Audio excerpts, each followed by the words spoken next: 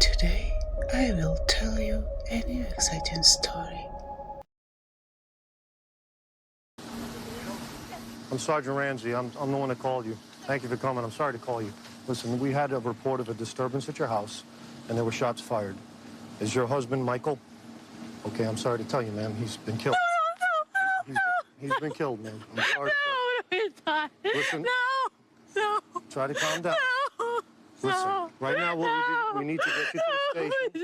We need to get you to our police station. I can't let you see him, man. We have to do our job. If you want us to find his killer, okay?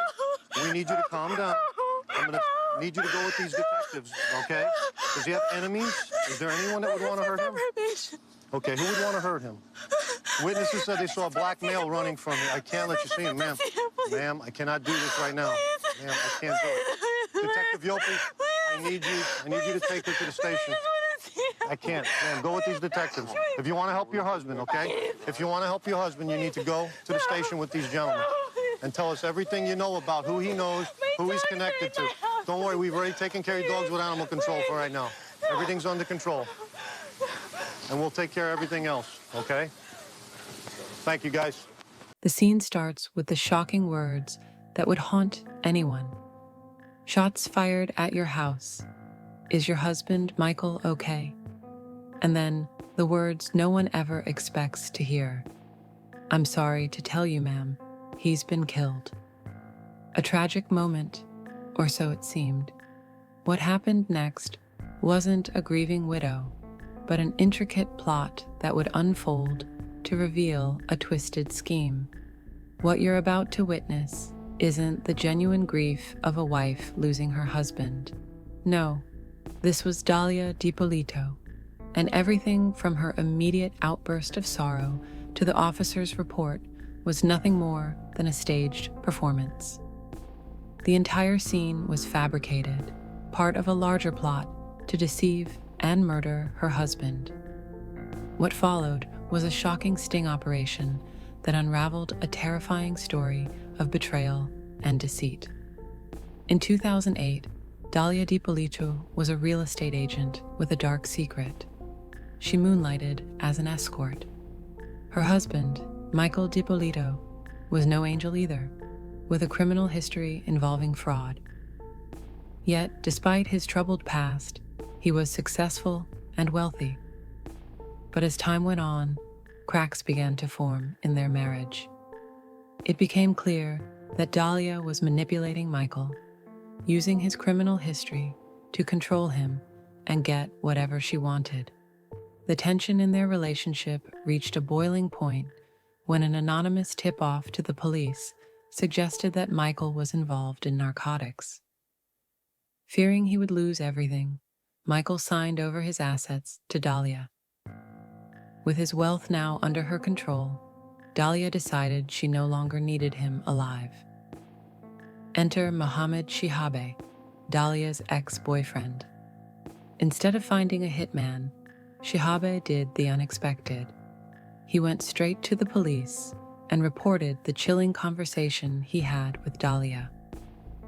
She had asked him if he knew anyone who could kill her husband. Shihadeh was immediately brought in as a confidential informant by the Boynton Police Department. They set up a meeting between him and Dalia at a local gas station to gather more evidence. During their conversation, Dalia agreed to pay $1,200 to a hitman to buy a gun and provided a picture of Michael to seal the deal. The police now had concrete proof that this was no idle threat. It was a real plan for murder. With the sting operation now in motion, Dalia was called to meet with the so-called assassin, who was actually Officer Whitty G., an undercover cop. After getting into his car, Dalia and the hitman discussed the details of the murder. She seemed oddly comfortable, laying out her expectations. He's usually not home during the day. I'll be in the house by 6:30 on Wednesday morning. The doors are always unlocked, and I'll make sure he's in the right place. Okay, so he's not going to be able to move then. he won't be able to, like, I mean, he walks fine and everything like that, but I mean, you know, it's going to be like a little bit of a struggle. Okay. If he wears here, like all this here, you know, all these here are like tender points. Okay. All right. Okay. If it's not done by Wednesday, then I'll call you. If it's done by Wednesday, the only thing you're going to hear from me is to collect, all right? Which is why I said that, you know, between now and when it's done, you know, you're not going to have an option to change your mind. Even if you change your mind, you're not talking to him. There's no changing, no, there's no, like, I'm determined definitely already. you wanna do I'm positive, like, okay. 5,000% sure, like, Okay. I was stressing when you told me you were going to come up here, and then I'm, like, looking at the time, I'm like, what the fuck, he's not coming, he's not this, you know, it's like, all this stuff or whatever, like, no, when I say I'm going to do something, I'm going to do it, like, as soon as he told me, listen, I need the money from you, I went, I grabbed it right away, like, we were good to go. Like, with me, you're not going to have a problem, you're not going to have an issue, you know what I mean, nothing of nothing, I just... Do you have any money on you right now you could afford or anything? You don't have to, I'm just saying. I didn't bring anything. Okay, no big deal, no big deal. It's all right. Okay, so, about the key to the house? I have that, but I didn't make a copy of it. Because I wanted to talk to you about Wednesday to see if Wednesday was going to work out better than, Yeah, you know what I mean? Wednesday's going to work out Then coming to the house, because the thing is that I don't want to pay for the phone, but like I told you, I have cameras. They don't record, but I have cameras on the front and in the back, and then I have the motion detector. Yeah. So it's like, even if you go with the key, the sensor's going to go off, and then he's going to see, like, on our TVs, you know what I mean? Somebody, exactly. Okay. So I didn't want to fuck you up either, and then all of a sudden, you know what I mean? What followed was a tense, 23-minute conversation where Dalia agreed to pay $7,000 for the hit.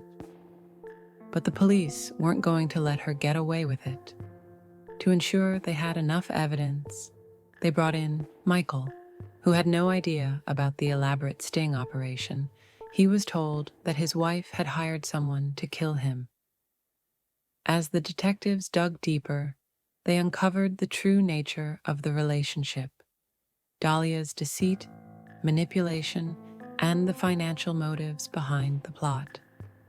As time passed, Michael started to understand the magnitude of what was going on. Dalia wasn't just after his money. She had stolen hundreds of thousands of dollars from him, and she was willing to go to extreme lengths to get more. She was motivated by greed and desperation, and her plan was only growing more dangerous by the day. The house they had just bought was now in her name, and with that, Dalia had her sights set on $500,000 in assets. This was far from just a financial dispute. This was about survival, and the stakes were life or death. With everything hanging by a thread, Michael was brought into the police plan. Open your door. Your wife has hired a person to kill you. They needed his cooperation to expose Dalia's plot. The officers explained the sting operation to him, and he agreed to be involved. On the day the supposed hit was scheduled, Dalia was told to be at the gym, her alibi. Now the stage was set. The police called her with the devastating news. I'm Sergeant Ramsey. I'm the one that called you. Thank you for coming. I'm sorry to call you. Listen, we had a report of a disturbance at your house, and there were shots fired. Is your husband Michael? Okay, I'm sorry to tell you, ma'am. He's been killed. He's been killed, man. I'm sorry. Listen. No. Try to calm down. Listen, right now we need to get you to the station. We need to get you to our police station. I can't let you see him, man. We have to do our job. If you want us to find his killer, okay, we need you to calm down. I'm going to need you to go with these detectives, okay? Does he have enemies? Is there anyone that would want to hurt him? Okay, who would want to hurt him? Witnesses said they saw a black male running from you. I can't let you see him, ma'am. Ma'am, I cannot do this right now. Ma'am, I can't do it. Detective Yopi, I need you to take her to the station. I can't. Ma'am, go with these detectives. If you want to help your husband, okay? If you want to help your husband, you need to go to the station with these gentlemen and tell us everything you know about who he knows, who he's connected to. Don't worry, we've already taken care of dogs with animal control for right now. Everything's under control. And we'll take care of everything else, okay? Thank you, guys. The rest of the performance would be left up to her acting skills. But one thing was certain. She had no idea that the officers were already onto her. We got to advise you of your rights, so you know, okay? If you don't understand any of them, you just tell me, and I'll stop and repeat. And first of all, let me just tell you, I'm sorry for your loss. I just want to see my husband, please. All right, honey. I love my husband, I love you too. No, you don't want to see him. I just want to see him. Believe me, you don't. Could you listen, please? I'm required to warn you before you make any statement that you have the following constitutional rights. And as I say, this is protocol. If you don't understand them, tell me you don't understand, I'll explain them to you, okay? You have the right to remain silent and not answer any questions. You understand that? Just answer, you have to answer me. I understand. Just say yes. Yes. Any statement you make must be freely and voluntarily given. Do you understand that? If you have the right to the presence and representation of the lawyer of your choice where you make any statement during any question. You understand that? Yes. If you cannot afford a lawyer, you are entitled to the presence and representation of a court-appointed lawyer where you make any statement during any questions. Do you understand that? Yes. If at any time during the interview you do not wish to answer any questions, I'm privileged to remain silent. Do you understand that? I can make no threats or promises to induce you to make a statement. This must be of your own free will. Do you understand that? Any statement can be or will be used against you in a court of law. Do you understand that? I'm going to ask you to sign it and date it, and I'll have Detective Anderson as a witness, okay?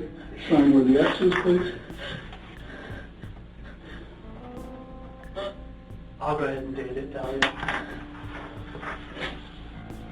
Okay, it's, yeah, the time one. Okay, this is something, because we're going to videotape, that I need you to sign also. It gives us the right to videotape it. You want to read that? I don't want to be videotaped. Well, you're being videotaped. That's all part of it.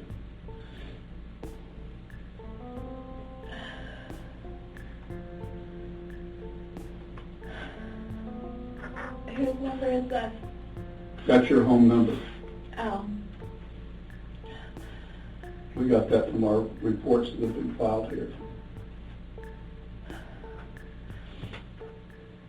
And then I'll tell you what's going on here. Okay. Listen, is there anybody that you know that you think would want to kill your husband? My husband's on probation. For what? He's for stock fraud. Stock fraud? How long has he been on probation? Probation or parole? Is he spending time in prison? How much? Do you know? 2 years in prison and 5 years on probation, going on to 6 years. Oh my God. And what was that for? It was for taking money. It was like, he explained it like boiler room kind of, where they would take money from people Oh, I and put it understand. towards things. Yeah. How long have you guys been married? Not even a year. This is tragic. Is there anybody you could think of that would want to do this to him? I was telling the officers we've had problems already, and What sort of problem? he's been trying to get off probation, and it's just been nothing but problems the whole time that he's been trying to get off. People weren't happy that he was getting off probation because it's a lot of money he's got to pay back. Well, when you say people, who are you talking about? People that were involved with him before, or? Just a little bit of everything. This was supposed to be something, when he got off probation, it was supposed to be between us. And he went and he told, friends of his, he told, certain people, and everyone kind of talks, and he's constantly running into a lot of the guys that he was on probation with. Like a couple days ago, we ran into someone, and that was a target. I mean, and the guy comes up to us, and he's like with organized crime. It seems like a lot of the guys from Boca are starting to move up here. And we're constantly running into, a lot of the guys that he knows and things like that. So it was a lot of money. It was $191,000 that he had to pay back. So we were going to go ahead, and he had the money to pay off the probation and everything like that. And then I guess somehow when he went away, some guys didn't go away. They left the country. You mean went away? He went to prison? Right. Okay. They left the country. And so somehow he was dealing with some of those guys because they thought that he owed them, and I don't know. something with that he was taking care of.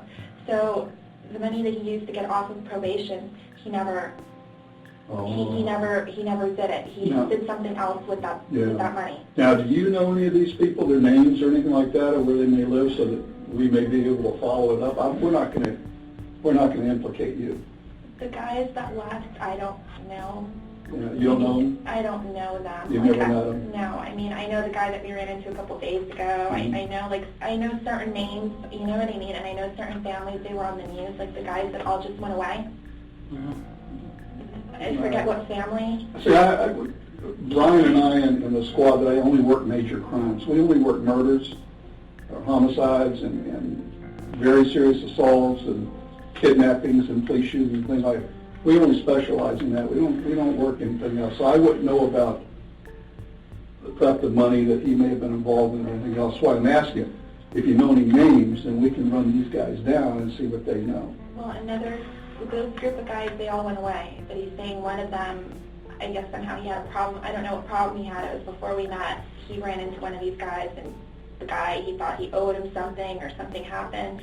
But they went away. I don't know if the one guy that I'm telling you about, Pasquale, if he also went away or if he didn't. But this just happened like a month and a half ago. Then they brought in a man, someone with a direct connection to her. "Do you know this man?" they demanded. Dalia quickly denied any involvement, but the evidence was undeniable. They had everything on tape. "You're under arrest for solicitation and conspiracy to commit murder," the officer announced. "We have it all recorded. You were caught on camera, plotting your husband's murder." And just like that, the charade was over. The woman who had schemed to have her husband killed for financial gain was caught red-handed. But this wasn't just another crime story. It was a shocking case of deception, betrayal, and a murder-for-hire plot that collapsed under the weight of undeniable evidence. During the trial, Dalia's defense attempted a desperate argument, claiming she had been tricked into signing police documents and that her husband had staged everything for the TV show Cops. But the court saw right through her lies. In 2017, Dalia Dippolito was convicted of solicitation to commit first-degree murder and sentenced to 20 years in prison. She won't be free until 2032, but she should consider herself lucky. Had her plan succeeded, she would have been sentenced to life. And it was all thanks to her ex-husband, Mohammed Shihadeh, who, instead of going along with her twisted plan, went straight to the police and put an end to it all.